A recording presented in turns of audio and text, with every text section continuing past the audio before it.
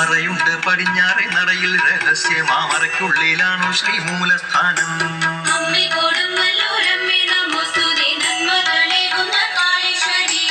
അറയ്ക്കുള്ളിലത്രേ മഹാമേരു ചക്രവും ശങ്കരാചാര്യർ തൻ ശ്രീചക്രവും.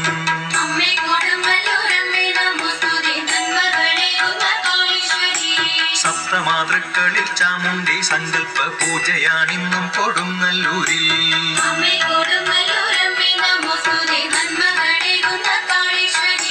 ശ്രീലക്ഷ്മിയായിട്ടു താലപ്പോലിക്കും മീനഭരണിക്കു ദുർഗയായും.